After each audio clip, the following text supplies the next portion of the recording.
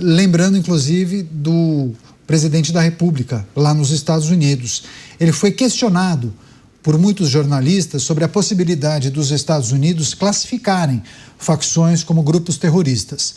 Lula afirmou que o seu governo leva a sério o tema e lançará um plano de combate ao crime organizado.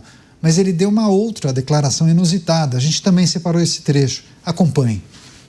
Propondo é o seguinte, é muito sério. A partir da semana que vem vamos lançar um plano de combate ao crime organizado que é para valer. Quem escapou até a semana que vem, tudo bem, mas quem não escapou não vai escapar mais. E vamos fazer algumas frentes. Vocês já ouviram aqui as quatro frentes de trabalho. Uma delas é a questão financeira. Nós precisamos destruir, o potencial financeiro do crime organizado e das facções.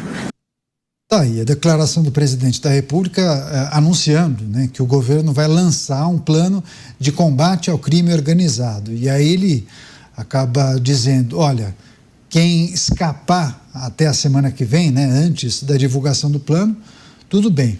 A partir do lançamento do plano, aí que vai ser para valer.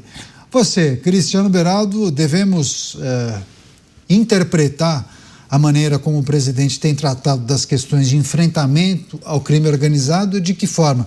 Claro que ele se atrapalha muitas vezes quando fala de improviso, acaba sendo uma declaração dúbia, né? Mas o que a gente deve esperar desse plano de combate ao crime organizado?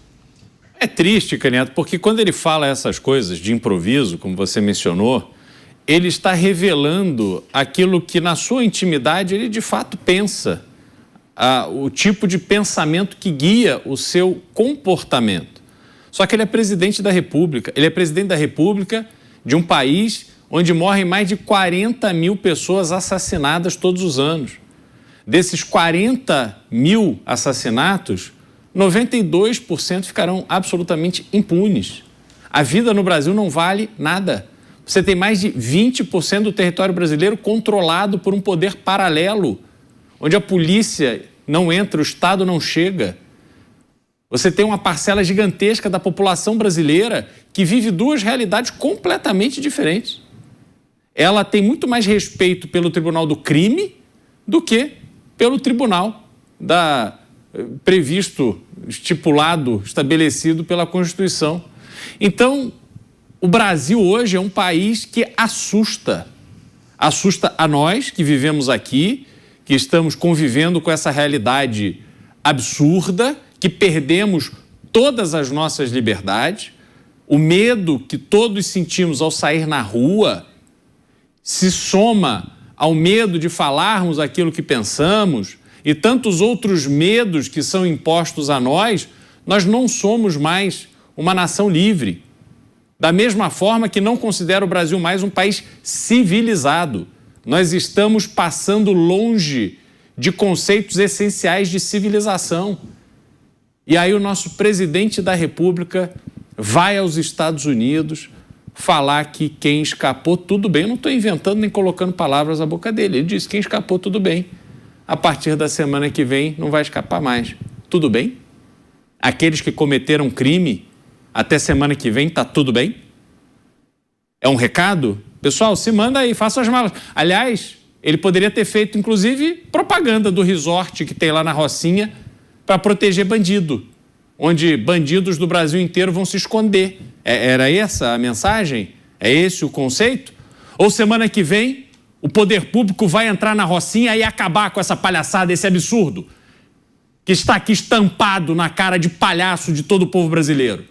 Não me parece que isso acontecerá. Sobretudo vindo de um presidente da República que, quando houve aquela operação no Rio, que num só dia eliminou mais de 110 criminosos que estavam de fuzil na mão, este foi o presidente da República que se manifestou contra a polícia, a favor da bandidagem, dizendo que não pode ser assim. Então, Caneto, sinceramente, esta frase não foi uma gafe, foi a demonstração daquilo que efetivamente o presidente pensa.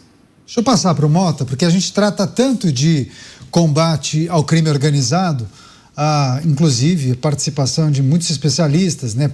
Por vezes, o delegado Palumbo já trouxe as suas impressões, suas discussões. Recebemos aqui Guilherme Derrite.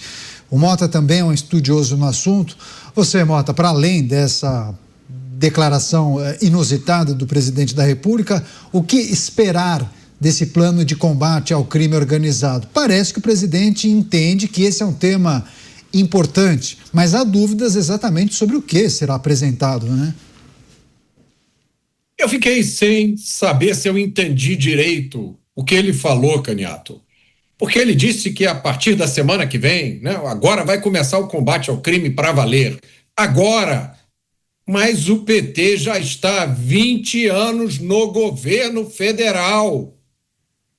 Até agora, o PT fez exatamente o quê? Quando você fala de improviso, é muito difícil esconder as coisas nas quais você acredita. E a esquerda tem uma convicção profunda de que o criminoso não tem que ser punido coisa nenhuma. A prova está no veto do governo do PT a uma lei que foi aprovada aumentando as penas. E o PT, o governo do PT, vetou um aumento de pena para o crime de roubo seguido de lesão grave. O que é isso? É quando o sujeito vai roubar o seu celular, aí ele te dá um tiro e você perde o uso do braço, ou ele te dá uma facada e você fica com um problema para o resto da vida no fígado, por exemplo. Milhares de brasileiros sofrem isso. Então, o deputado Kim Kataguiri apresentou um projeto para aumentar a pena desse crime. O governo vetou. A desculpa é que, olha, se esse aumento fosse aprovado, a pena de roubo seguida de lesão grave ficaria maior do que a pena do homicídio qualificado e desequilibraria o sistema. Prestem atenção na desculpa. É evidente que o problema está na pena do homicídio qualificado, que no Brasil é ridícula. Na Alemanha, a pena mínima para homicídio qualificado é prisão perpétua. A mesma coisa no Reino Unido, a mesma coisa no Japão, a mesma coisa em praticamente todos os estados americanos. Em muitos casos, cabe também a pena de morte. Aqui no Brasil, a pena para homicídio qualificado é de 20 a 30 anos. Mas é de mentirinha, meus amigos, porque tem progressão de regime, porque tem remissão de pena por leitura, porque tem progressão. No Brasil, enquanto nos outros países a pena mínima é prisão perpétua ou pena de morte, aqui no Brasil há casos em que assassinos condenados por homicídio qualificado ficam presos apenas 7 anos. Portanto, nunca esqueçam, quando vocês ouvirem um discurso como esse, o que está sendo dito não é ato falho. O que vocês estão ouvindo é a essência do projeto político da esquerda. É importante essa reflexão do Mota, né? Lula não é um outsider, né? Não chegou agora ao poder. Deixa eu passar para o Luiz Felipe Dávila analisar também essa mudança de postura, e parece uma mudança, entre aspas, muito oportuna, porque ele está em solo norte-americano. Então, para muitos, ele quis dar um recado para os norte-americanos, dizendo: vamos apresentar um plano de combate ao crime organizado. Olha, não vamos classificar como facções terroristas, mas vamos apresentar um plano de combate ao crime organizado, um plano robusto. Será, Dávila? Ô, Caniato, eu fico imaginando lá, Desk Latin America, dentro do Departamento de Estado, aquele que olha para os países da América Latina, olha o Lula e fala assim: vamos puxar, ver o que o Lula e o PT fizeram nos 20 anos que estiveram no poder para combater o crime. Vamos lá pegar as votações. Todas as votações foi para amolecer e não endurecer pena. Todas as votações foi para tratar bandido como vítima da sociedade. O Mota já deu aqui os ótimos exemplos. Agora, vamos pensar só nesse governo, né, Mota? Podemos mencionar aí a PEC da segurança, aquela desgraça enviada pelo governo, que foi consertada no Congresso Nacional, principalmente na Câmara, pelo deputado Mendonça Filho.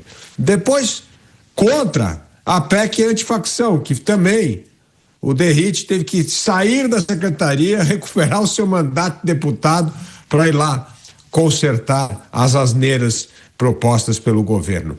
Ou seja, todas as atitudes e votações do governo e do PT e da esquerda é no sentido contrário do que deveria ser o endurecimento de penas. Por último, Caniato, e isso é o mais importante, esse governo só pensa em eleição. Ele quer um slogan para dizer para o povo que ele está fazendo alguma coisa para a segurança pública.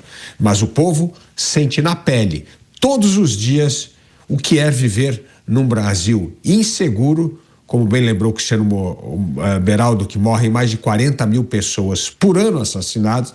Você tem que sair de casa, tirar o seu celular, sua aliança, tudo, porque você é roubado, assaltado e esses bandidos saem pela porta da frente. Muitos deles já foram presos mais de 20 vezes. Ou seja, este é um governo que não tem credibilidade alguma para falar sobre endurecimento de pena. É mais um discurso palanqueiro para tentar impressionar os americanos e a população. Só que não cola quem tem, na verdade, uma trajetória de mais de 20 anos sendo o governo que tolerou o crime. Tanto tolerou que o crime organizado hoje é esta máquina que faz com que o Brasil corre um sério risco de se tornar um narco-estado. Pois é, presidente da República anunciando para os jornalistas que o governo apresentará o plano de combate ao crime organizado, e aí ele acabou dizendo, bom, quem escapar até semana que vem, tudo bem, porque depois que esse plano for apresentado, o governo não vai deixar mais nenhum criminoso fugir. Você, Bruno Musa, só para a gente encerrar aqui e fechar a discussão, talvez algum jornalista deveria ter tomado o microfone e dito, presidente, mas presidente, o PT já passou por tantas administrações, por que não fez isso antes, né? 30 segundos, Bruno. Pois é, mas isso pressuporia você peitar as coisas óbvias do presidente, que está aqui há 72% mais ou menos desse século, que já foi um quarto dele, e continuamos sendo governados ou desgovernados por uma mesma ideologia. Realmente, o Brasil continua no século passado. Mas como muito bem colocou o Mota, isso não é sem querer, isso é método. E esse método ele vem sendo praticado ano atrás ano.